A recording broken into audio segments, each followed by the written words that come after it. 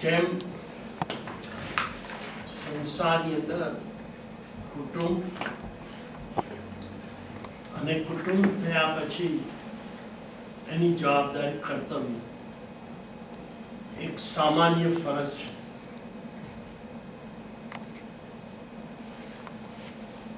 કૌટુંબિક જવાબદારીઓમાં સફળતા અને નિષ્ફળતા,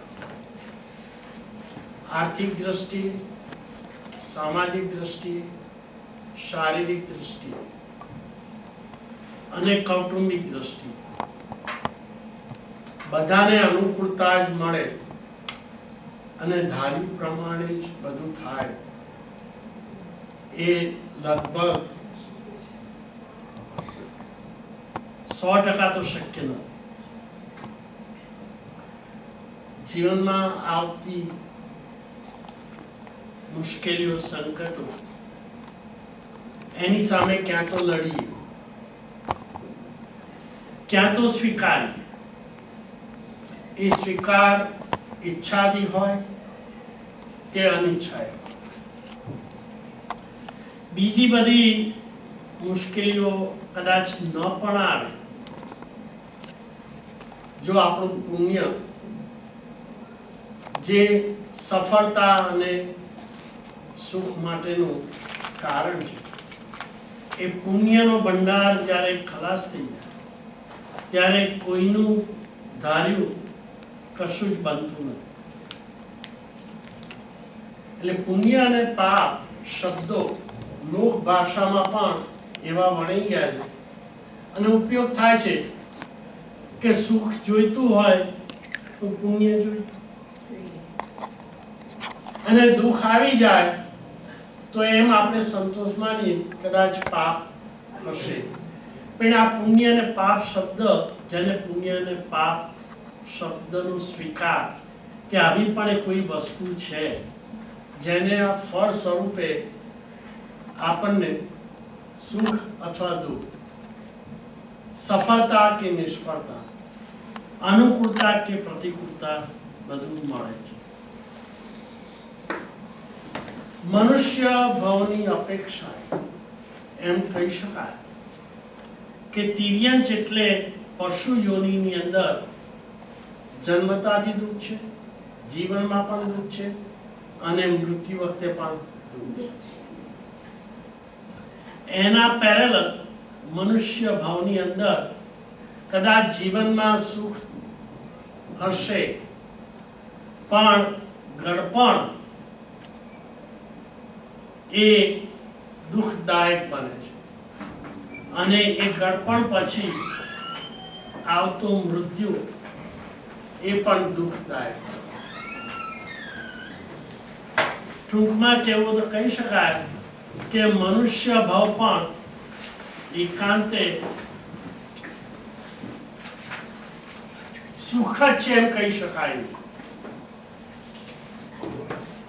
હવે પ્રશ્ન એ ઉભો થાય છે કે સુખ જ જોઈતું હોય તો શું કરવું જોઈએ? કોઈ પણ મનુષ્યને પૂછીએ તો જવાબ તો એક જ આવે છે, મારે સુખ જોઈએ. દુઃખ માટે કોઈ પ્રયત્ન કરતો નથી, દુઃખની કોઈ અપેક્ષા રાખતો નથી અને દુઃખની કોઈ ઈચ્છા કરતો નથી. તેમ છતાં દુઃખ આવે છે એ વાત તો નિશ્ચિત છે, બરાબર છે. અને બીજા કદાચ સંકટોને આપણે દુઃખ ન કહીએ પણ મૃત્યુ તો આવે જ છે, એમાં તો કોઈ શંકા નથી. અનંત કાળ ગયો, બીજા બધાની બાજુ પર મૂકીએ, પણ આપણી જ પેઢીમાં કેટલીક પેઢી ચાલી ગઈ. કદાચ કોઈ કુટુંબમાં ત્રીજી કે ચોથી પેઢીના પૂર્વજો કદાચ હોય, પણ એ પહેલાના પૂર્વજો તો હવે કોણ છે એ પણ આપણને ખબર ન હોય, બરાબર. એટલે મૃત્યુ છે એમાં તો કોઈ બે મત નથી. પણ પ્રશ્ન એ આપણે ઊભો કરીએ કે જેનો જવાબ સામાન્ય રીતે મળવો મુશ્કેલ છે. મૃત્યુ પછી શું? What is the situation after death? એનું સંશોધન કોણે કર્યું છે? તો વિશ્વની અંદર જેટલા પ્રોફેટ એટલે કે ધર્મના પ્રચારક, આપણે હમણાં ગોડ ને ભગવાન ને તીર્થંકરની વાત બાજુ પર મૂકી, કારણ કે આપણે પ્રત્યક્ષ કોઈ તીર્થંકરને મળ્યા નથી, એટલે આપણે એમને કહેલા અને એમના શિષ્ય પરિવારે લખેલા આગમ ઉપરના આધારથી આપણે ચલાવી, બરાબર? પણ માની લો એ પણ બાજુ પર મૂકી, તો કોઈ પણ ધર્મના અનુયાયીઓ કે પ્રોફેટ કે પ્રચાર લગભગ મૃત્યુ પછી શું? એનો જવાબ ક્યાં તો સાયલેન્ટ છે, લગભગ સાયલેન્ટ. ઇવન હિન્દુ ધર્મ એમાં જે ભક્તોને ગીતા કે ઉપનિષદ કે વેદ શાસ્ત્રો પર થોડીક શ્રદ્ધા છે, એ વેદ શાસ્ત્રો પર અથવા વેદાંત જેને કહેવાય, ઉપનિષદ કહેવાય, એની અંદર પુણ્ય અને પાપનો ઉલ્લેખ છે. એટલું જ નહીં, તમને આશ્ચર્ય થશે, બધા બહેનો હા,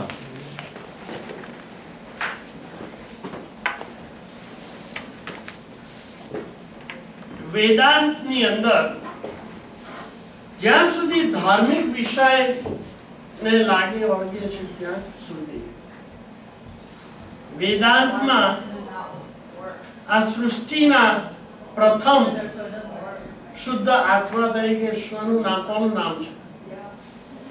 બ્રહ્મા. અને એક એવો કન્સેપ્ટ છે કે આ સૃષ્ટિનું સર્જન બ્રહ્માએ કર્યું, અને બીજો કન્સેપ્ટ એમ છે કે એનું રક્ષણ અને પોષણ કોણ કરે છે? વિષ્ણુ કરે. અને જ્યાં સુધી આ સૃષ્ટિ છે એનો અંત ત્યારે જ આવશે કે એના નિમિત્ત રૂપે કોઈ શિવ તરીકે કારણ બનશે. એટલે કન્સેપ્ટ વેદાંતની અંદર આ બ્રહ્મા, વિષ્ણુ અને મહેશ એનો ઉલ્લેખ છે. એ લોકોનું એમ કેવું છે કે બ્રહ્મા એક આદિ છે, સંસારને રચના કરનાર, એટલે એમનું નામ શું? આદિ પણ શબ્દ ઉપયોગ કર્યો છે. એટલું જ નહીં, બ્રહ્માને એમની કાયા સૌથી વધારે હતી એવો ઉલ્લેખ પણ છે, અને એ મેઝરમેન્ટ આપે છે 500 ધનુષ. એમનું પણ લાઈફ સ્પાન 84 લાખ, અને પૂર્વ શબ્દ એની અંદર પણ ઉલ્લેખ છે. અને પૃથ્વીના સેન્ટરની અંદર એક એવો સૌથી ઊંચામાં ઊંચો પર્વત, જેને કમ્પેરિઝનમાં કોઈ પર્વત નહીં, એનો પણ ઉલ્લેખ છે. એનું નામ એમને સુમેરુ, અથવા બીજું નામ એનું કૈલાસ, એ એનો ઉલ્લેખ છે. હવે મનુષ્ય યોનિને ત્યાં આગળ શબ્દ વાપર્યો છે દુનિયાની રચના. વાસ્તવિક રીતે મનુષ્ય જીવનની અંદર અવ્યવસ્થિત અને જેને કહેવાય કે ઝંઝાવાત સમાજની અંદર બિલકુલ વ્યવસ્થા ન હોય એવી અવસ્થામાંથી મનુષ્યને સંસ્કરણ કરનાર જે બ્રહ્માએ રચના કરી એનો અર્થ એવો નથી કે આ પૃથ્વીનું સર્જન. રચના કરવા પાછળનું જે પ્રયોગ કરવામાં આવ્યો છે એની પાછળ કે લગભગ પશુ જેવું રઝળતું ભટકતું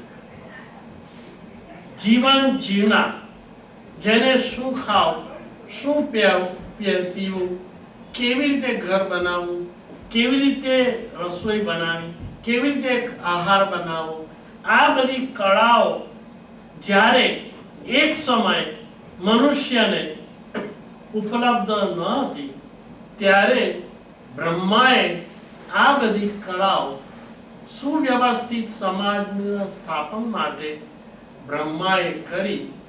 એટલે બ્રહ્માએ સૃષ્ટિનું સર્જન કર્યું એવી પ્રકારનો ઉલ્લેખ થયો. સૃષ્ટિ એટલે આખો મધ્યલોક.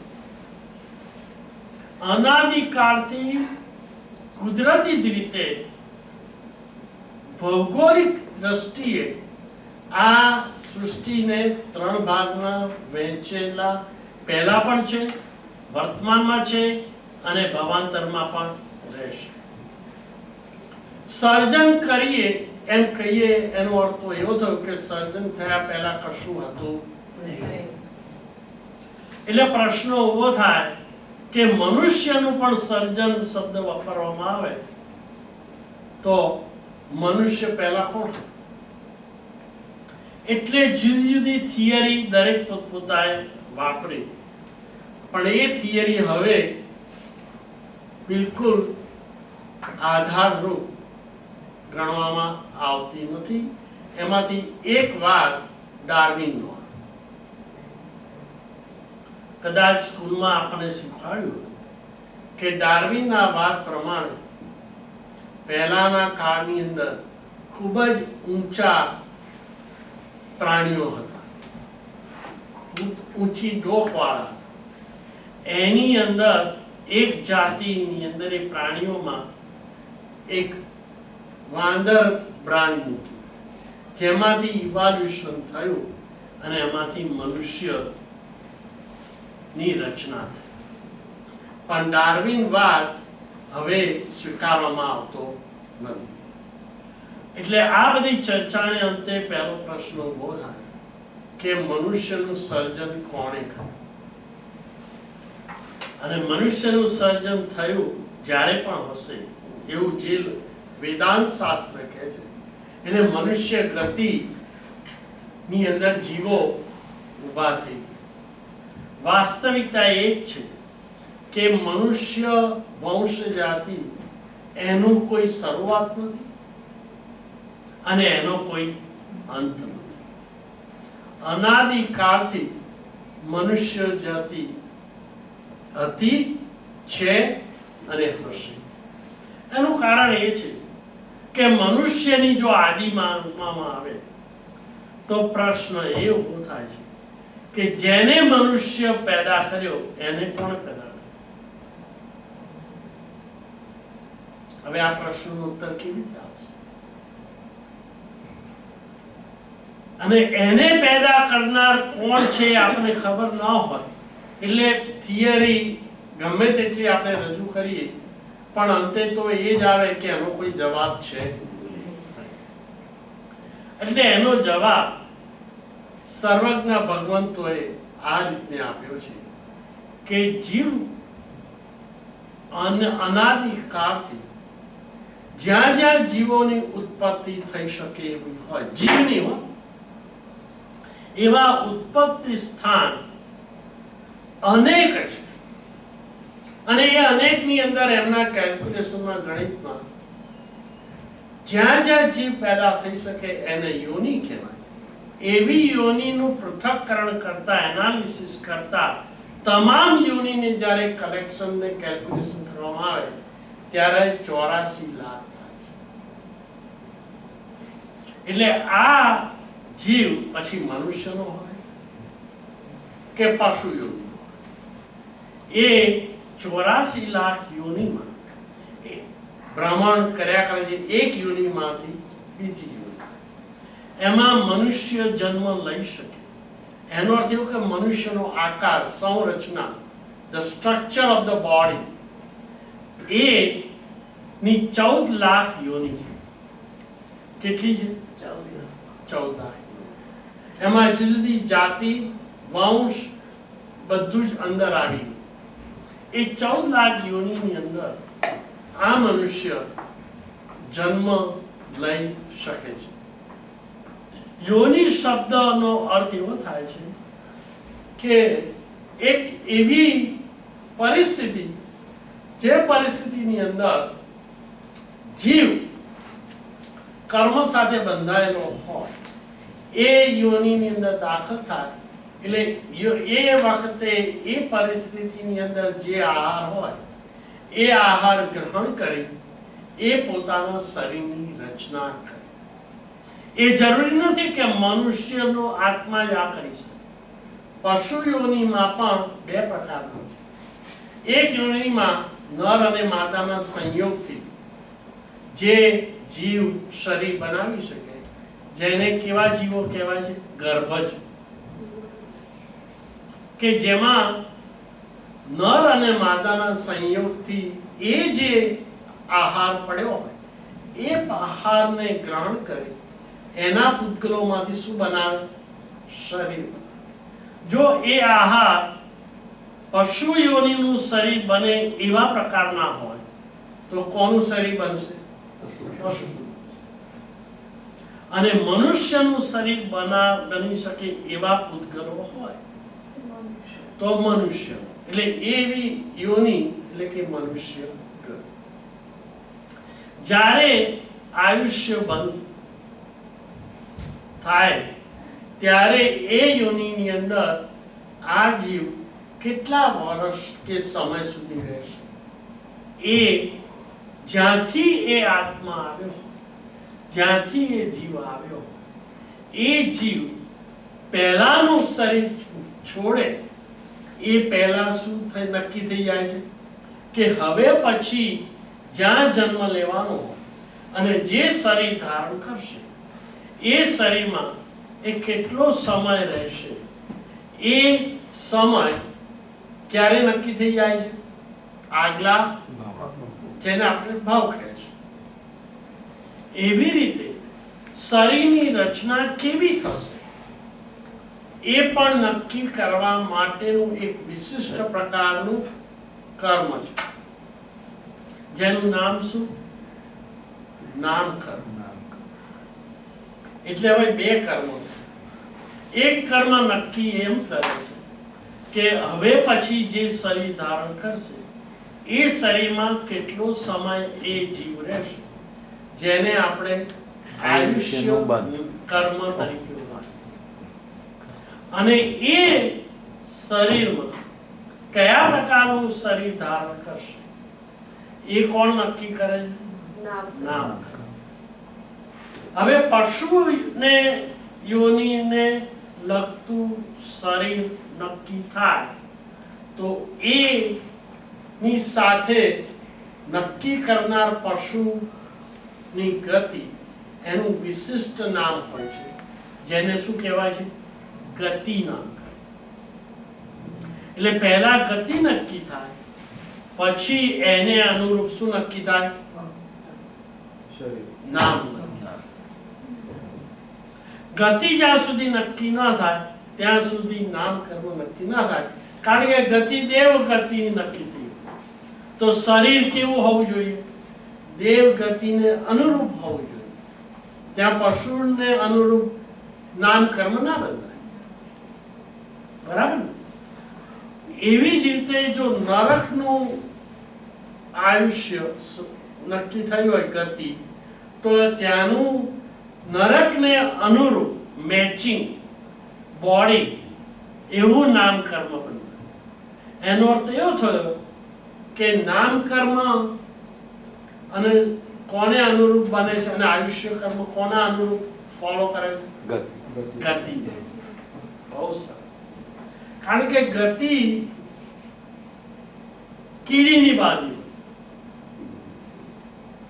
તો આયુષ્ય 1000 વર્ષ કે 10,000 વર્ષનું ન હોઈ શકે, કારણ કે કોઈ કીડી 10,000 વર્ષ રહી જ ન શકે, 2 કે 3 કલાક કે વધારે દિવસ. મનુષ્યનું શરીર મનુષ્ય ગતિ બાંધી હોય તો વધારે આયુષ્ય કેટલાનું બંધાય? 101 વર્ષ હમ? 101 વર્ષ સુધી. 100 વર્ષ. બીજો જવાબ? કર્મ પ્રમાણે નક્કી થાય. બરાબર. પણ મનુષ્ય ગતિ નક્કી થઈ. હવે વધારે આયુષ્ય કેટલું બાંધી શકે મનુષ્ય? ના 3 કંઈ હમ? પહેલા 3 પર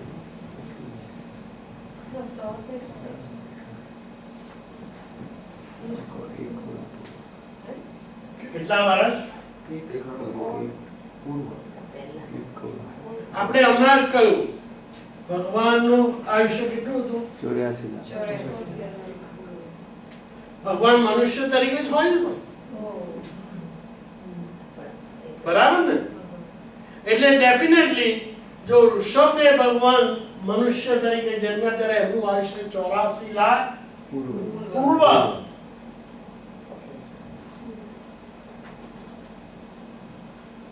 તો એનાથી પણ વિશેષ મનુષ્યનું આયુષ્ય હોઈ શકે. ખ્યાલ આવે છે? હવે પ્રશ્ન તમને એવો થાય કે એવા મનુષ્યો ક્યાં છે? એવો પ્રશ્ન થાય ને. અત્યારે એવા મનુષ્યો ખરા? નહીં?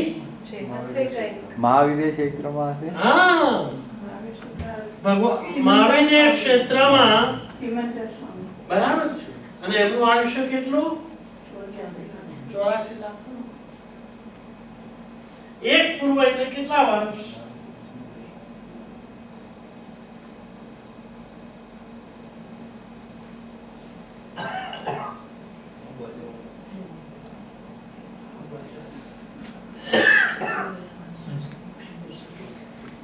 અને બીજી રીતે સમજાવવું હોય કે તો 84 લાખ ગુણ્યા 84 લાખ તમે કરો. 84 લાખ અને 84 લાખ નો ગુણાકાર કરો એટલે એક પૂર્વ. એટલે 84 લાખ ને તમે 84 લાખ વડે ગુણો, કેલ્ક્યુલેશન છે, કેટલા થાય ભાઈ? 84 લાખ. એરર 84 times 84 કરો ને. 7056. Yes, હોય છે. આવી ગયું? ના ખ્યાલ આવે? આ એટલા માટે જાણવું છે કે કોઈ પ્રશ્ન પૂછે કે તમે સિમંદર સ્વામી ને ભગવાનની ભક્તિ શા માટે, તો એનો જવાબ જૈન તરીકે એટલો ખ્યાલ હોય છે કે અમારા ભગવાન અહીંયા આગળ નથી કોઈ, પણ મહાવિદ્ય ક્ષેત્રમાં વર્તમાનની અંદર પણ સિમંદર સ્વામી ભગવાન સદેહે વિચરી રહ્યા.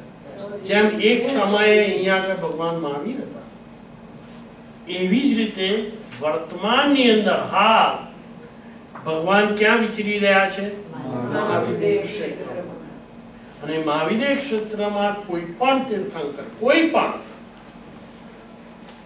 પહેલા વર્તમાનમાં કે ભવિષ્યમાં થનારા બધા જ તીર્થંકરનું આયુષ્ય કેટલું હોય? 84 લાખ. અને ત્યાં મનુષ્યનું પણ આયુષ્ય વધારે કેટલું હોઈ શકે? હવે 84 લાખ કરતા પણ આ વધારે 1 કરોડ પૂર્વ. કદાચ એવું બને આપણે સારી ધર્મકરણી કરી હોય અને આવતો ભાવ આપણને મહાવિદ્ય ક્ષેત્રમાં મળે તો આટલું આયુષ્ય હોય તો ભગવાનનો કોન્ટેક્ટ થાય કે ના થાય?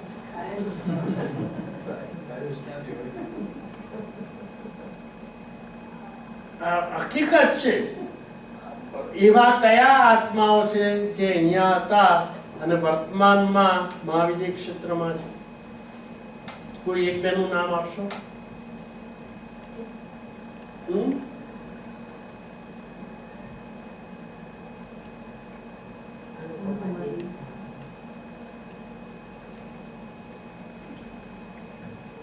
યાદ આવે છે આ નામ?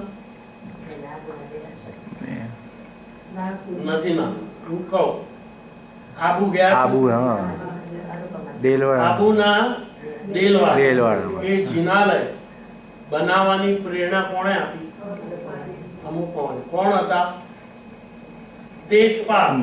બે ભાઈઓ વસ્તુપાલ અને અને તેજપાલના તેજપાલના ધર્મપત્ની અનુપમાની. તમને કાગળ આપ્યું છે, એની અંદર આ બધો ઉલ્લેખ ઇનડિરેક્ટલી આપ્યો છે. આપણે એ પોઈન્ટ પર આવીએ એ પહેલા આ સમજી લેવાનું છે કે એક એવું સ્થાન છે, આપણે જે રહીએ છીએ એવું જ, જેમ ભરત ક્ષેત્ર છે, આપણે જે રહીએ છીએ એ ક્ષેત્ર કેવું કયું કહેવાય? ભરત ક્ષેત્ર. એટલું તો આપણને ખબર હોય છે ને કે આપણે કયા ક્ષેત્રમાં રહીએ છીએ. તો આપણે ભરત ક્ષેત્રમાં રહીએ છીએ. એ જેવું ભરત ક્ષેત્ર છે એવું જ બીજું કયું ક્ષેત્ર છે? ઐરાવત. ઐરાવત ક્ષેત્ર. આખી જે પૃથ્વી છે એ થાળી જેવી ગોળ છે. એમાં વચ્ચે કયો પર્વત છે? મેરુ. જે વેદાંતની અંદર સુમેરુ. નામ શું? સુમેરુ અથવા કૈલાસ. અને ત્યાં આગળ એવો ઉલ્લેખ છે કે કૈલાસ એની વચ્ચે શિખર ઉપર કોણ થયા? શિવની મંદિર અને શિવ ધ્યાનસ્થ હતા ને એમની આરાધના. એ જ બ્રહ્માનો જે શબ્દ વપરાય છે એ આટલું તો એ લોકો પણ સ્વીકારે છે કે બ્રહ્મા 84 લાખ પૂર્વ હતા. પૂર્વ જે જૈન દર્શનકારોએ આગમોમાં જે વર્ણન આપ્યું છે એ જ વર્ણન, એ જ પ્રમાણ વેદાંતની અંદર પણ. એમના શરીરનું લંબાઈ પણ 500 ધનુષ હતી. ઋષભદેવ ભગવાનનું લંબાઈ કેટલી હતી શરીરની? 500 ધનુષ. કહેવાનો મારો મતલબ એ છે કે બ્રહ્મા જે શબ્દ ત્યાં વપરાયો છે ત્યાં હકીકતમાં કોણ? ઋષભદેવ. ફરક એટલો છે એ સુમેરુ એટલે હિમાલયની ટોચમાં કૈલાસ છે.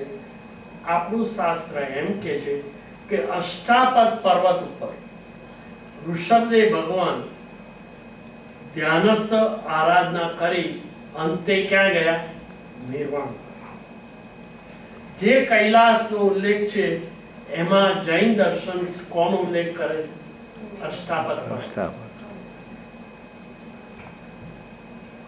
એ જ પર્વત પણ આપણે અત્યારના ત્યાં પહોંચવા માટે શક્યતા નથી, કારણ કે ઘણો દૂર છે.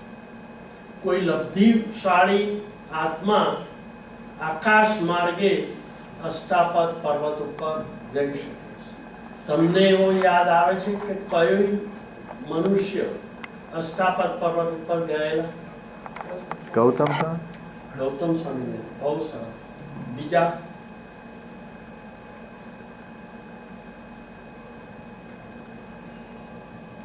રાવણ. મંદોદરી અને રાવણ એ અષ્ટાપદ પર ઉપર ભક્તિ કરવા માટે ગયા. રાવણ રાય નાટક અષ્ટાપદગીરી ઉપર, કારણ કે એમને એવી લબ્ધિ હતી. બીજું કોઈ અનુષ્ઠાન લંકેશ રાવણે નહોતું કર્યું. વિદ્યાઓ હતી અને તપ કરેલું, પણ એ તપ કર્યું શેના કોના માટે કરેલું? વિદ્યાઓની પ્રાપ્તિ. અને એ વિદ્યાઓની પ્રાપ્તિ માટે કરેલું તપ, એટલે એ તપને કયા પ્રકારનું તપ કીધું ખબર છે? આ લિસ્ટની અંદર દેવલોકના લિસ્ટમાં તમે જોશો કોણ દેવલોક પામી શકે? 12 તપ. એટલે 12 તપનો અર્થ શું? તપ કરીએ ખરા, પણ કોઈ પણ વસ્તુની પ્રાપ્તિ કરવા માટે હેતુ માટે જો તપ કરીએ તો એ તપ છે ને શુદ્ધ તપ ના કહેવાય. કેવો કહેવાય? અશુદ્ધ કહેવાય. અને એવા તપને બાર તપ પણ કહેવામાં આવે છે. तो कुछ लेने के लिए तप करें तो वो अशुद्ध तप है. भौतिक दुनिया की कोई पण चीज पाने के लिए हम तप करते हैं तो वो तप है, उसका कुछ फल तो मिलता है. कभी भी फल तप निष्फल नहीं होता. लेकिन जो लक्ष्य हमारा है वो लक्ष्य क्या है कि हमको वो 84 लाख योनि है ना भव ब्रह्मा, उसमें मनुष्य के सिवाय नरक और तिर्यंज भी है. वहाँ दुख ही दुख है, वहाँ पीड़ा भी है. हमको वहाँ नहीं जाने का है. इसलिए भाई समझ होकर हम जो भी तप करें कि हमको सद्गति चाहिए. सद्गति की इच्छा मत रखना, ऐसा नहीं कहा है शास्त्र. दुर्गति की इच्छा नहीं चाहिए, दुर्गति न होनी चाहिए. वैसे इच्छा हम रख सकते हैं, बट क्यों दुर्गति केम न જોઈએ એનું કારણ શું? ત્યાં દુઃખ છે, પીડા છે, વેદના છે, બધું જ ધર્મ નથી. રાઈટ. हमारे सदगति જોઈએ, ભગવાન પાસે સદગતિ મંગાય કે ના મંગાય? મંગાય. શા માટે મંગાય? એટલા માટે કે મારે જોઈએ છે તો મોક્ષ, પણ મોક્ષ મેળવવા માટે જે સાધના કરવાની, the efforts that we have to do it, that is only possible in the human life. The instrument, the means, साधना करवा માટે જે સાધનો ઉપલબ્ધ હોય એ ક્યાં ઉપલબ્ધ છે? દાખલા તરીકે सामायिक करने का है, बराबर, क्षमापना करने का है. तो वो सामायिक और क्षमापना वो ही कर सकते हैं जिनको हुआ पाप के लिए, जो पाप हुआ है उसके लिए पश्चाताप. और वैसा फीलिंग्स, लागणी, परिणाम मनुष्य की सिवाय और योनि में हो सकता नहीं. सिर्फ मनुष्य सोच सकता है कि मैंने पाप किया है, मैंने भूल कर दी, सो मुझे माफी मांगना अवश्य जरूर है. वो feelings, that kind of feelings only can be achieved by human beings. So हमको मनुष्य गति चाहिए. क्यों? कि धर्म करने के लिए हमारे आत्मा पर जो पाप कर्म है उसको निकालने के लिए वो ही शरीर चाहिए जिस शरीर के माध्यम से हम कर्म को निकाल सकते हैं, कर्म को साफ कर सकते हैं, जिसको तात्विक शब्द में क्या बोलते हैं हम? निर्जरा. निर्जरा. कर्म की निर्जरा, ये शब्द हम कई बार उपयोग करते हैं. तो उसका मतलब ये होता है कि हमारे आत्मा पर जो मलिन कर्म परमाणु पार्टिकल्स है वो दूर है. सिंपल भाषा में उसको हमें क्या करने का है? साफ. और जब सब धूल साफ हो जाए, आत्मा शुद्ध हो जाता है. और कैसे शुद्ध होता है? जब शुद्ध होता है तब वो गति नाम कर्म है, गति कर्म, नाम कर्म, वो सब कुछ क्या होता है? खत्म हो जाता है. नाम कर्म नहीं है, गति कर्म नहीं है, तो शरीर रहता ही नहीं. सिर्फ क्या रहता है? केवल शुद्ध आत्मा. आज ये बॉडी है स्ट्रक्चर, उसमें उसका यूज कौन करता है? वो ये बोलता है, कौन बोलता है? देखता है, कौन देखता है? आत्मा. खाता है, कौन खाता है? पीता है, कौन पीता है? ये शरीर में जो रहता है, हलन चलन करता है, वो जीव, प्राण और आत्मा, आत्मा वो हमारे ये शरीर से अलग है, मगर कई वर्षों से अवसर पीढ़ी और उत्सर पीढ़ी से ये आत्मा को ये शरीर का बंधन लगा हुआ है। वो बंधन किस लिए है? कर्म से। और जो कर्म शरीर का कारण बनता है उसको, वो कर्म को क्या हम बोलते हैं?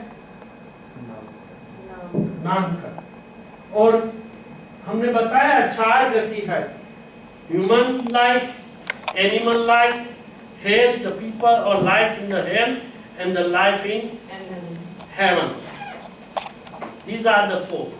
So that's why if you see every human being, when their lifespan is over, they are going where? This question will be asked by anybody, or let's say your children. What happens after death? So how would you answer that question? So we have 4 options. One of these 4 gatis, the life span is being built before the soul leaves this body. And what are they? These are displayed on the top figure. Either you have option to go to Dev, which is heaven. The second option is Manushya. Third option is animal. And the fourth is hell.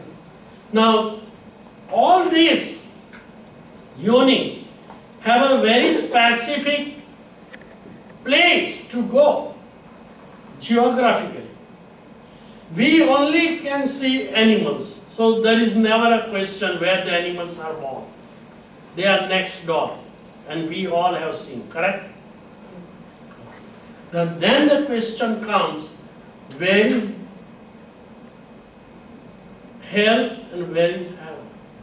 And for that, we have at least overlooked in the last time some geography of, according to the Jainism, where are the heavens, which are on the top, and where are the hells, which are on the bottom. Correct? Now, let us see. If you ask anybody, what do you want to be?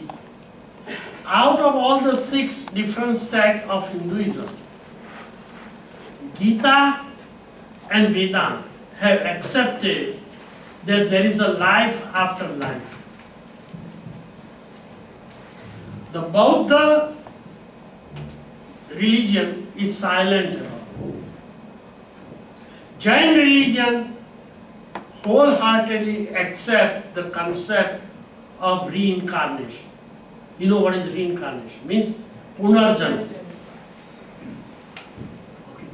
All others sect of Hinduism and other religion like Christianity or Islam, they do not accept the theory of reincarnation. The reason being, they don't even accept there is an entity or element called soul. आत्मा ही नहीं है, ये शरीर ही है। जब शरीर मृत्यु हो जाता है, वो राख हो जाती है। Either they cremate or they bury, right?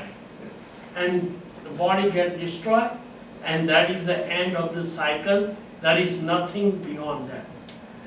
Because of this theory, then the concept comes कि पुण्य क्या किस लिए करने का और पाप करने से क्या नुकसान। અહીંયા ખાઈ પીને મજા કરો, આનંદ કરો, જે કરો એ કરો, સુખ મેળવવું છે એના માટે જે કંઈ કરવું પડે એ કરી। પણ પાપની થિયરી જે છે, કર્મની theory, Christianity and other religion don't accept. Jain, Buddha and Hinduism, these are the religion who very clearly explain the theory of karma. આ બાજુ પ્રશ્ન. तो आपने जो 2 टाइप के कर्म बताए, नाम कर्म और गति कर्म, तो कब बनते हैं, कैसे बनते हैं? कर्म कैसे बनते हैं? Very good. If you close the house for 3-4 months and go out, travel, and then you come back, what do you see on your furniture and other stuff? Dust particles. Dust particles. Now, the house, the windows and the doors, the gates, everything is closed. Where it came from? There was nothing when you left, right? Everything was neat and clean. So where it came from? There has to be something in the environment, correct? Something what we call. And that particle of dust has to be in the environment. Those dust particles settle. There is no other explanation. Okay. Suppose you take something in the environment which is attracted also the same way by the soul. And the reason they are attracted because there are vices of the soul which is not purified. It is loaded with the karma to begin with. And because of those karmas, which are the dust, has a tendency to attract more and more and more and more dust. If the soul was purified to begin with, they would not be attracted by any dust. Now you may ask the question, how the dust came on the soul to begin with? Okay.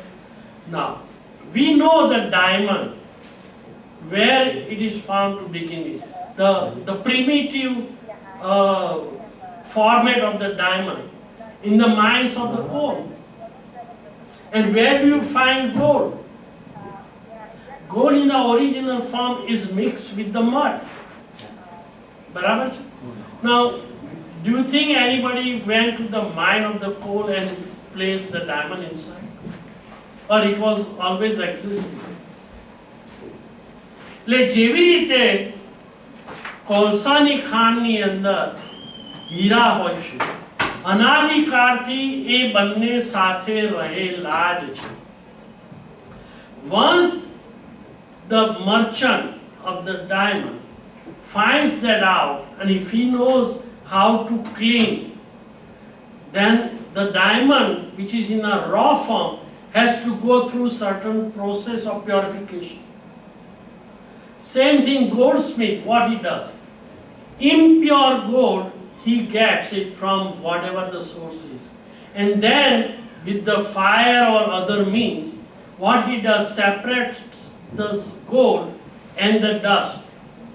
Mati kehvay ne? એ બંનેને છૂટા પાડે. Now he gets gold in a purified form. Now question is, who put the gold where it came from? Is there any answer for that? It was ever existing. Similarly, આપણે આ જે બોલનારો છે એ શરીર તો છે જ નહીં, શરીરને બોલવાની શક્તિ નથી, પણ શરીરની અંદર રહેનારો જે બોલનારો છે એ જો નીકળી જાય શરીરની બહાર, પછી આ શરીર એને સ્મશાનની અંદર આગ બળબળતી આગમાં મૂકી દો તો પણ કંઈ હુંકારો પણ બોલે છે? નથી. એનો અર્થ એવો કે શરીરની અંદર બોલનારો કોઈ જુદું તત્વ છે. એવી રીતે એ બોલનારાને પછી શરીર ક્યાંથી આવ્યું? તો શરીર આવવાનું કારણ એ હતું કે જ્યારે એ આવ્યો, કોણ આવ્યું? એનું નામ તમે જીવ તરીકે ઓળખી શકો, પ્રાણ તરીકે ઓળખી શકો, આત્મા તરીકે ઓળખી શકો, ચેતન તરીકે ઓળખી શકો, કે સોલ તરીકે ઓળખી શકો. Whatever name you want to use, fine. But ultimately, the entity is only one and none others. જેને આપણે કેવી રીતે ઓળખીએ છીએ એને? આત્મા. હવે આત્મા પાછું શરીર ધારણ કરી એનું નામ કારણ શું થયું પાછું? કારણ કે જ્યારે આવ્યો ત્યારે એ કર્મ લઈને આવે અને એ કર્મ શરીરના અમુક કર્મો નો ઉપયોગ શેના માટે કરવામાં આવે છે? એ શરીર બનાવે છે. પહેલા ઇન્દ્રિયો બનાવે, પછી હાથ પગ બને. આ બધી વસ્તુઓ પેલો જે આવ્યો ને આત્મા, એ ગર્ભની અંદર જે આહાર હતો એને ગ્રહણ કર્યો. એ ગ્રહણ કરવા માટે પણ શું જોઈએ? પાછું શરીર જોઈએ, કર્મ જોઈએ. એ આહારને ગ્રહણ કરવાની જે આત્માની શક્તિ, એને શું કહેવાય?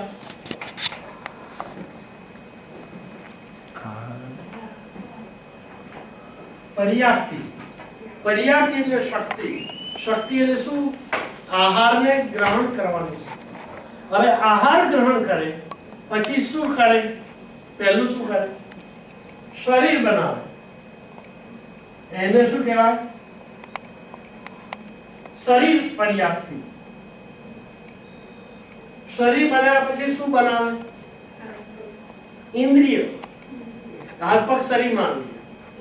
પછી એક ઇન્દ્રિય બનાવે. કોક વખત એવું બને કે 1 કે 2 વીક થયા હોય ગર્ભામાં અને ગર્ભ પડી જાય તો શરીર હોય પણ ઇન્દ્રિય કદાચ ના બને. તમને ખબર છે ઇન્દ્રિયો બનતા કેટલો વખત લાગે? ના, લગભગ 16 વીક કહેવાય. અને 16 વીકમાં ઇન્દ્રિય પણ બને અને બીજું શું બને? હાર્ટ. એટલે 16 ને 17 વીક થયા હોય then you can listen what? Heart beats. Independent. બરાબર ને? એ 16 વીક પછી હાર્ટ, પછી બ્રેન અને બીજા બધા સ્ટ્રક્ચર શરીરના બને છે. એ પરિપક્વ થતા લગભગ 6 કે 7 મહિના થઈ જાય અને ફૂલ પરિપક્વ થતા કેટલા થાય? મનુષ્યની અંદર 9 મહિના, 9.5 મહિના. બરાબર? 9 મહિના ને 10 કે 12 દિવસ. પણ આ બધી વસ્તુ લોઅર એનિમલ્સમાં આટલો સમય ન પામે. પણ આપણો મૂળ ટોપિક એ હતો કે શરીર બનાવવા માટે, ઇન્દ્રિય બનાવવા માટે પાછું જુદું જુદું કર્મ હોય. જે કર્મ શરીર બનાવવા માટેનો ઉપયોગ કરવામાં આવે છે એ શરીરને શું નામ, શું કહેવાય? જવાબ આવી ગયો, નામકર્મ. પછી ઇન્દ્રિયો બનાવવા માટે એટલે ઇન્દ્રિય પર્યાપ્ત. પછી જ્યારે ઇન્ડિપેન્ડન્ટ રહી શકે એવી રચના થાય એટલે પછી બહાર ઇન્ડિપેન્ડન્ટ શ્વાસોશ્વાસ લેવા પડે ને. એટલે કઈ શક્તિ આવે? પછી શ્વાસોશ્વાસ. એમ આહાર પર્યાપ્તિ, શરીર પર્યાપ્તિ, ઇન્દ્રિય પર્યાપ્તિ, શ્વાસોશ્વાસ પર્યાપ્તિ, પછી મન બનાવવું પડે. માઇન્ડ એટલે મન પર્યાપ્તિ. અને પછી છેલ્લે કોઈ બોલી ગઈ બરાબર આયુષ્ય. આ 6 શક્તિ સંપૂર્ણ થાય ત્યારે આપણે મનુષ્ય તરીકે ઇન્ડિપેન્ડન્ટ લાઈફ બને છે. પણ મૂળ કારણ શેના કારણે બને છે? બધું શરીર કર્મને કારણે. કર્મ ના હોય તો શરીર બને ના બને. હવે ક્યારે એ પરિસ્થિતિ ઊભી થાય? જ્યારે જીવ બરાબર નિર્વાણ પામે. હવે આત્મા ઉપર કોઈ કર્મ છે? જે બધા હતા એનું શું થઈ ગયું? નિર્જરા થઈ. હવે આત્મા શુદ્ધ બની ગયો. હવે જો કોઈ કર્મ જ ના હોય, નામ કર્મ ના હોય, શરીર કર્મ ના હોય, ઇન્દ્રિય કર્મ ના હોય, શ્વાસોશ્વાસ ના હોય અને આયુષ્ય ના હોય, એટલે હવે પછી કોઈ પણ યોનિમાં જન્મ લેવાનું બનતું નથી. અને પછી માત્ર આત્મા છે. અને કેવો છે પાછો? કર્મ, એક પણ કર્મ આત્મા ઉપર છે નહીં. હવે આપણે નક્કી કર્યું કે મનુષ્ય, દેવ, તિર્યંશ કે નર, આ 4 ગતિ થઈ ને. પહેલા માટે જ્યાં જ્યાં જવાનું હોય ત્યાં જવા માટે શું જોઈએ? ગતિ. ગતિ નામકર્મ. બહુ સરસ. હવે 4 માંથી એક ગતિ નામકર્મ બનાવ્યું ને એટલે હવે આત્માએ ક્યાં જવાનું? એટલે હવે આપણો પ્રયત્ન શું હોવો જોઈએ મોક્ષે જવા માટે? કોને સાફ કરવાનું છે? તમારા પ્રશ્નનો જવાબ આ રીતે આવે છે કે જે રીતે પેલા ડસ્ટ પાર્ટિકલ આવી ગયા એવી જુદી જુદી પ્રકારની ડસ્ટ છે. એમાં પેલી તો તમે ફર્નિચર ઉપર ડસ્ટ જોઈ શકો, પણ જે ડસ્ટ માંથી કર્મ બને છે એ આપણે જે આંખ છે ચક્ષુ, એ ચક્ષુ દ્વારા આપણે જોઈ શકતા નથી, કારણ કે એટલી બધી સૂક્ષ્મમાં સૂક્ષ્મ છે. માત્ર કેવળ જ્ઞાની આત્માની અંદર રહેલા જ્ઞાનમાંથી જ ડાયરેક્ટ જોઈ શકે, પણ આ ચર્મ ચક્ષુથી આપણે જોઈ શકીએ નહીં. પણ એની અસરો વર્તાય. દાખલા તરીકે કોઈને 104 ને 105 ડિગ્રી તાવ આવે ને પીડાતો હોય ને વેદાતો હોય ને ચીસો પાડતો હોય તો આપણને ખબર પડે ભાઈ આને શું છે અત્યારના પીડા છે. પીડા થઈ એનું કારણ શું? પીડા આપનાર શું છે પાછું? અસાતા વિધિ. હા, અને વેદુ એટલે suffering. what is the meaning of vedu? It means feel suffering. એટલે પેલો પીડા અનુભવતો હોય એટલે એ કર્મનું નામ શું કહ્યું? અસાતા વિધિ. અસાતા વેદની. બહુ સરસ. એટલે પીડા શેના કારણે આવે છે? શરીરને પીડા અસાતા વેદની. અને શરીરને સારું લાગે, એસી હોય, સરસ મજાનો બિછાનો પથારી હોય, આરામથી સૂઈ ગયા હોય, ટીવી ચાલતો હોય અને જે મજા આવે એ શેને કારણે આવે? સાતા વેદ. સાતા વેદ. એટલે બીજું બધું બધા કર્મો કદાચ આપણને ખબર ન હોય. કર્મના ભેદ કેટલા?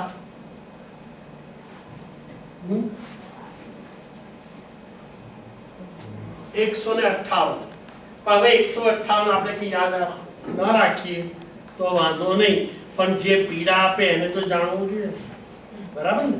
કોઈક વખત માથાનો દુખાવો થાય, કોઈક વખત બેકએક થાય, તો એ કોઈ પ્રશ્ન પૂછે તો મને બેકએક કેમ થયો, તો એનો શાસ્ત્રીય જવાબ શું અપાય કે તને અત્યારના અસાતા વેદનીય કર્મનો ઉદય. ઉદય એટલે એનું ફળ. હવે એ અસાતા વેદનીય કર્મ બાંધ્યું કોને? કોઈ પણ કર્મ કોણ બાંધે છે? કોઈ બીજો બાંધે છે ને આપણને આપે છે કે આપણે જ બાંધીએ છીએ? એટલે કોઈને આપણે માથાનો દુખાવો આપ્યો હોય તો પછી કર્મ સત્તા આપણને માથાનો દુખાવો આપે. એટલે મને આ માથાનો દુખાવો કેમ થયો એવું કોઈને પૂછવાની જરૂર નથી, એનો જવાબ આપણી જાતે પૂછો. अच्छा, प्रश्न? So मैं यही पूछ रही थी कि वो जो पूछ रहे थे कि जब गति कर्म उदय हुआ है और जब नया जीवन मिल रहा है और बाकी सब चीजें डिसाइड हो रही है कि कैसा शरीर होगा, कैसे तुम्हारा जीवन होगा, आयुष्य होगी, वो सब पिछले जन्म के खत्म होने के बाद जो हिसाब किताब हुआ उसके बाद पूरा बैलेंस शीट बन गया और उसके उस नया जन्म मिलने से पहले ही ये सब चीजें डिसाइड हो गई ना? करेक्ट. तो ही वो कर्म आए हमारे साथ हमारे नए जीवन में. बराबर है. But the stock, the warehouse is too big. You don't get the fruits of all the karma this life. Only those karma which can be fructified can come into play. The rest of the karma remain in the stock. For example, in the cricket, they select 12 or 13 players. Not all the 13 players come to play, correct? Only 11 players will come. The 2 players are in the reserve. Correct or not? I'm just using the analogy to answer this question. In this way, let us say the stock of the karma particle is 10 billion particles, for the sake of our example. But in this particular life, in the human life, or to this life that we have, not all the 10 billion karma can come and give us a fruit. Only the situation and circumstances are such, only 2 billion karma can get into the fructification. The rest of the 8 remain in the stock. Now they may be good or bad. Let me give you another example. Suppose we have committed a lot of violence in this life, but at the same time, once because out of good mood or because our neighbor or friend or somebody guru told, why don't you go and do some worship?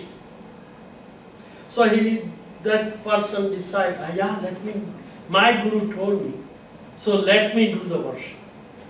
Now he is worshipping and he really focused and concentrated.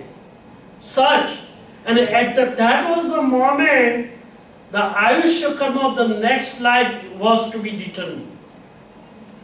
It happens only once. Now, the rest of the time he is doing a lot of violence, he doesn't believe in anything. But the moment where the Ayushya karma was to be decided, he is worshipping and has a good feelings in the heart. So, what happens? He gets at that time Gati Nam Karma, for example, Dev Gati Nu Bandhan. Because at that time his feelings were so pure and compassion with the universe. So what type of Gati Nam Karma he accrued at that time? Dev Gati. But prior to this worship, he was doing a lot of nonsense and stupid things and violation and cheating and stealing and untruth and all those kind of things. But he accumulated all those bad karma, right? But since he built this Gati karma, he is going in which Gati? Dev Gati. Now Dev Gati is not a proper environment where he can get the fruits of the bad karma. So those bad karma remains in the stock as a 8 billion hypothetical. So what kind of karma which come in the fructification? Only Sata Vedni, because in Devgati you cannot have a headache and back pain and stomach ache and uneasiness. Because that Gati is only people have a kayu prakar sharir hoy, vaikriya sharir. It's not the human body, vaikriya sharir. And that vaikriya sharir can never have a disease. So, if there is no disease, there is no pain or suffering. Because at that time, the karma satta only comes into fructification of what? Shata Vedni. Right? Or Shata Natha. And the property of this Shata Vedniya karma is to give the pleasant and comfortable and happiness. Now, let's put other way around. Somebody is pointing gun to kill someone and he is really angry and he is trying to kill the other person. At that time, suppose the Gati Nam karma is about to be bound and you can understand inside his heart is a hatred, correct, and anger. So what kind of Gati Nam karma he would accrue? Maybe either animal or hell. Now along with that, what is a parallel Vedniya karma? Shata or Ashata? Ashata Vedniya. Because he already built or accrued the karma to go to hell. Now you cannot have Shata Vedniya come into fructification because that place and environment is totally different. So whatever Shata Vedniya he might have, it will remain in the stock. This is called a stock, karma within the stock. And in order, before the bad karma comes into fructification, what we should do? Eliminate them. Otherwise you are going to have a pain in the hell and in animal. That is why, now you may ask question, how we eliminate those bad karma? How? by tap. Tap and second pratikrama. Pratikrama. Tap is very good answer. That is one. That is a nirjara. So tapasa nirjara. Tap કરવાનું કારણ શું છે? Why we are doing austerity? सुखी निर्जरा। To eliminate those bad karma before it comes to fructification. Well, now we rather wait for the fruits or eliminate now. Because once this body is gone, you may not have an opportunity to clean your heart. एक पैसों पछी तुम्हारा question. So इसमें मनुष्य योनि के बाद देव भी बन सकते हो और नीचे भी जा सकते हो। Yes. तो क्या देव भी नीचे जा सकता है? नहीं। Okay. Depending upon what gati karma you have bound before the departure of this life, that accordingly you will go. That's why the options are 4. हाँ। Let's say we are human right now, right? So we have 4 options. Either we will be born as a dev, angel in heaven. The second option is human. The third option is animal. And the fourth option is that is why we open the subject now. Who decides or what factor decides where would you be born? And the answer is depending upon gati karma. Now you may ask, how can we have a good gati karma? So the explanation is given. What are the reasoning? Do you see the whole table now? હવે આપણે વાત કરીએ જેને ક્યાં જવું છે અહીંથી? આ તો પ્રશ્ન હજી પાછો પહેલો જ પૂછવાનો હતો. હવે પૂછીએ આપણે. ચલો, મનુષ્ય. અહીંથી મોક્ષ ડાયરેક્ટ ના જવાય, મનુષ્ય. કારણ કે એના માટે તમારે સંયમ લેવો પડે. બરાબર ને? ડાયરેક્ટ ના જવાય, પણ થ્રુ મહાવિદ્ય ક્ષેત્ર યુ કેન ગો. એટલે ન જ જવાય એવું નથી કહેતો, પણ રાઈટ નાઉ ફ્રોમ ભરત ક્ષેત્ર you cannot go direct. પણ મારો પ્રશ્ન એ છે કે કયા ગતિમાં હવે જવું છે? મનુષ્ય. સારામાં સારું સદગતિ કોને કહેવાય? દેવમાં જવું છે, હાથ ઊંચા કરે. મનુષ્ય. એમાં તો છે જ. પણ છઠ્ઠા આનામાં બહુ સિચ્યુએશન very bad. બરાબર. That's why they, because છઠ્ઠા Does આનામાં anybody If understand you what he born, says? if you born in Mahavidya Kshetra, then you can do something, right? કોઈ direct અગર મહાવિદ્ય ક્ષેત્રમાં પણ આપણે કયા ક્ષેત્રની વાત નથી, કઈ ગતિમાં પહેલા તો જોયું. ગતિ. Okay. તમારે ભરત ક્ષેત્રના મનુષ્ય તરીકે પણ જન્મ લઈ શકાય, ઐરવત ક્ષેત્રમાં પણ જવાય, મહાવિદ્ય ક્ષેત્રમાં પણ જવાય. બરાબર.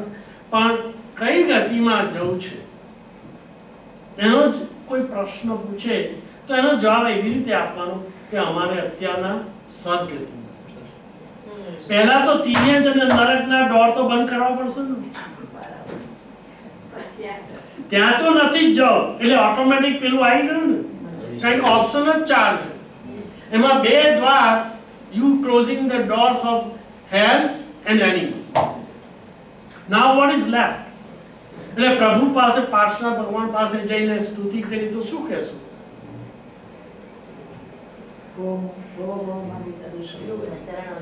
જ્યાં આગળ તારું શરણું મળે ત્યાં મારે, that is the correct answer. અને એનું શરણું ક્યાં મળે? કઈ ગતિમાં શક્ય છે? નરકમાં તો છે જ નહીં. અને કોઈ દિવસ અહીંયા ચૈત્યવંદન પૂજા કરવા માટે કોઈ ગાડી કે ઘોડો કે ગધેડો કે કૂતરો આવ્યો? જે આયા એ કોણ હતા? મનુષ્ય.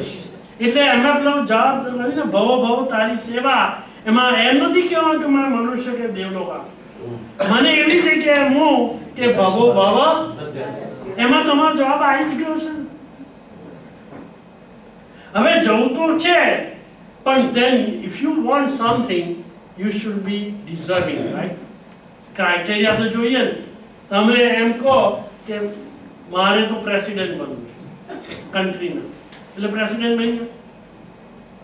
You have to have certain prerequisite, correct? અરે કન્ટ્રીના શું, તમે કંપનીના પ્રેસિડેન્ટ બનવું હોય તો you have to have a strong resume and prove yourself that you deserve to be a president. તો મનુષ્ય ગતિ का तो आ गया समझ में. देव गति में आप चले गए, अब देव गति में फिर आपका वो बनेगा कर्म नेक्स्ट। ओके, देव गति का प्रॉब्लम ये है कि जो धर्म हम यहाँ कर सकते हैं मोक्ष के लिए, वो इंस्ट्रूमेंट, वो फैसिलिटी, वो एनवायरनमेंट हम देवलोक में नहीं पा सकते। देवलोक में सुख ही है, दुख, व्याधि, पीड़ा, वेदना, संकट वो नहीं है। मगर हमको संकट से देवा नहीं है, संकट से हम डरते नहीं है। हमको तो ये शरीर भी नहीं चाहिए, हमको चाहिए जहाँ सिर्फ आत्मा है। और आत्मा जब मोक्ष है वहां तो सुखी सुखी सुखी है, सुख का ओशन है, it's a full of ocean of happiness which cannot be described in any words or any speech or cannot be explained. It is just something you have to experience. દેવગતિમાં પણ આપણે કર્મ તો બાંધીએ જ છે. Correct. કર્મ બાંધીએ ના બાંધીએ અલગ વસ્તુ છે, પણ દેવગતિ is such a place where to achieve the salvation we don't have a means or vehicle or instrument or the medium to do the purification of the soul. We already say our goal is why we are observing this religion. This is the only religion who gives us the path of purification of the soul. There is no other religion. Yes. So the only way you can eliminate bad karma is by tap and worship. It is one of them. What about good karma? One of the top is one of the vehicle to eliminate the bad karmas. The other is a meditation and dhyan. जो तमे if you see carefully, देव माटे बे वस्तु लगी, परमात्मा नी भक्ति and second is dhyan. Dhyan doesn't mean this seminar or shibir of meditation, because they don't have a goal of purifying the soul and achieve the salvation. They are talking about physical and mental well-being, but that's not going to eliminate the karma. Yes. I'm apologizing in advance. No, I'm no. asking a wrong question, but it seems unfair to me कि सारी जिंदगी बहुत सारे मनुष्य बहुत गलत गलत काम करते हैं और फिर जब उनके जीवन का पड़ाव आने लगता है तब वो एकदम धार्मिक हो जाते हैं बराबर. और फिर वो कुछ भी अचीव कर सकते हैं, पर उन्होंने जो कर्म बांधे हैं, हाँ आपके हिसाब से वो कर्म पहले उनको काटने पड़ेंगे, सब करना पड़ेगा, लेकिन मनुष्य गति हमको मिली है, तो अगर हम एक अच्छे मनुष्य की तरह जीवन जी रहे हैं तो वो क्यों नहीं हमको फिर अल्टीमेटली मोक्ष बाय भगवान। मुझे ऐसा लगता है भगवान कभी ये नहीं बोलेंगे कि आप मेरी पूजा करो, भगवान को नहीं चाहिए कि कोई बराबर आपकी बात। तो अगर हम मनुष्य और हम अच्छे से मनुष्य जीवन जी रहे हैं, जैसे एक मनुष्य का आपकी इंद्रियां हैं, आप सबकी वेदना दुख समझ सकते हैं, आप दुनिया से अच्छा व्यवहार कर रहे हैं, लोगों को अच्छा ट्रीट कर रहे हैं, तो why is that not enough to get you? Okay, very good question. See, we accrue karma two kind. One kind of karma, they are good to do the good things, right? Compassion, sympathy, helping those who are needy, give them food, nourishment, place to live, all the kind of medicine, or to help them in any manner, which is good. But that is not enough. That will help you accrue good karma. So you will get a good things of the materials. But what about after that stock is over? Then what? Then you still have to take a birth, and you're gonna have a body, and as long as there is a body, there will be decay, right? And when there will be decay, you're gonna have a pain, right? You want to continue to go through that cycle all the time, and who knows, you will get human body. You may get animal body. Because while we are doing a sympathy and compassion, which is good, but inside in our heart, there is always a craving of material. To manufacture those material, to transport that material, and consumption of the material also cause the violence of the microorganism. Isn't it true? We are breathing, right? We are exhaling the warm air, which is equivalent to the fire of the germs, which we don't see. Now, we are killing those microorganisms.